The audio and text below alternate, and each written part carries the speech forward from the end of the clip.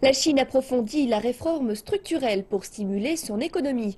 Le ministère du Territoire et des Ressources a déclaré qu'il allait contrôler l'allocation de terrain au secteur du charbon et de la sidérurgie, afin de réduire la surcapacité et de réduire ses stocks.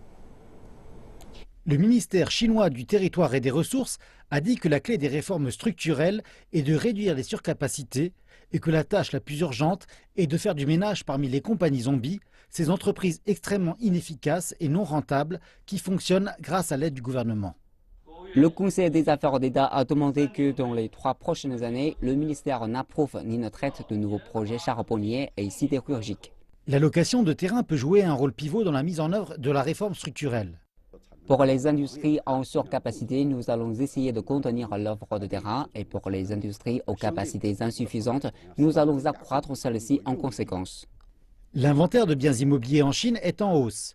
À la fin de 2015, le pays avait environ 720 millions de mètres carrés de surface commerciale à vendre.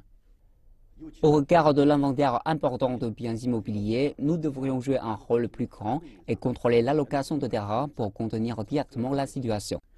Le ministère adoptera une approche mixte alors qu'il essaie d'équilibrer le déstockage avec l'urbanisation des travailleurs migrants. Pour les villes et les villages qui assistent à une urbanisation rapide des travailleurs migrants et un important déstockage de biens immobiliers, nous allons accroître leur quota de terrain résidentiel.